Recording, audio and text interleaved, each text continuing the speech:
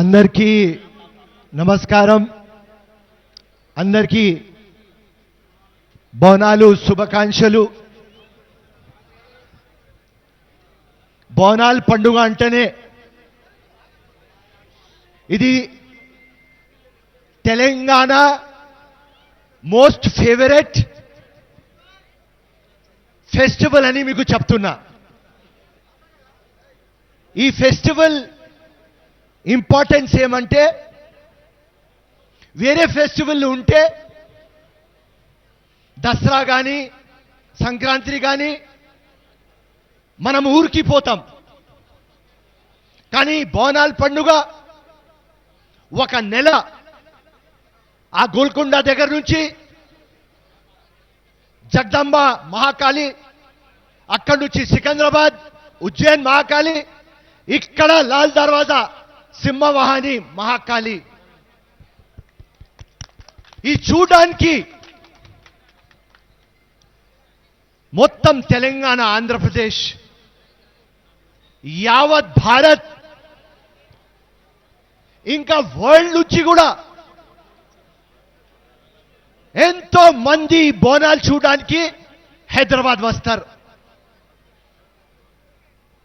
ఇక్కడ ఈ ఫెస్టివల్ ఖాసియత్ ఏమున్నది అంటే, ఇంపార్టెన్స్.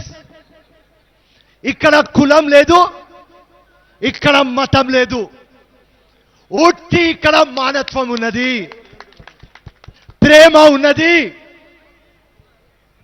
అమ్మ అందరికీ పిలుస్తారు, అందరి జీవితం బాగుపడాలి,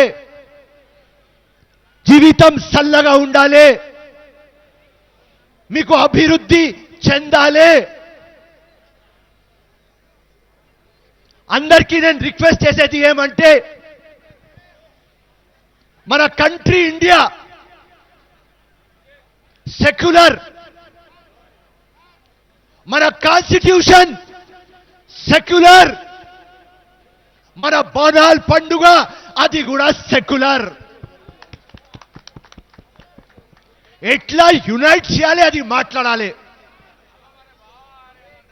ఎప్పుడు అమ్మ కులం మతం చూడలేదు, మనం ఎందుకు కులం మతం గురించి మాట్లాడాలి? మన అందరము ఒక్కటే. ఇది హైదరాబాద్ అంటే మినీ ఇండియా. ఈ లాల్ దర్వాజా టెంపుల్ అందరు మేము వస్తాం, అందరు కులం మతం అతీతంగా ఇక్కడ వస్తారు. దానికోసం నేను మా ముఖ్యమంత్రి గారికి ఒక రిక్వెస్ట్ పెడుతున్నా, ఈ మందిర్కి డెవలప్మెంట్ కావాలి, చాలా పెండింగ్ ఉన్నది. అండ్ ఈ బోనాల్ పండుగ టూరిజం ఫెస్టివల్ లాగా కావాలి. గ్లోబల్ తెలంగాణలో ఒక ఫెస్టివల్ ఏది అంటే అది బోనాల్ పండుగ. నేను మీ అందరికీ అడుగుతున్నా ఒక మాట. నాకు తెలిసిన వరకు ఇంత పెద్ద జాతర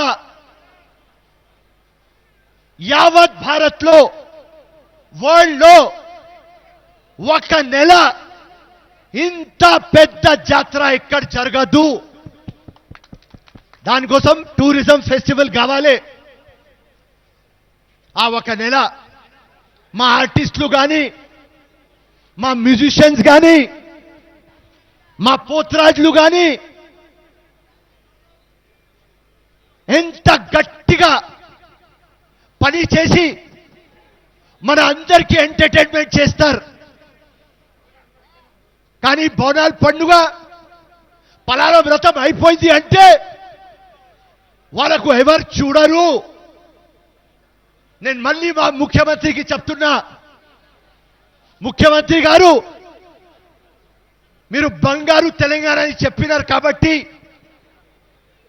వేరే పొలిటికల్ పార్టీ చేయలేదు, మనం అందరికీ ఆదుకుంటాం.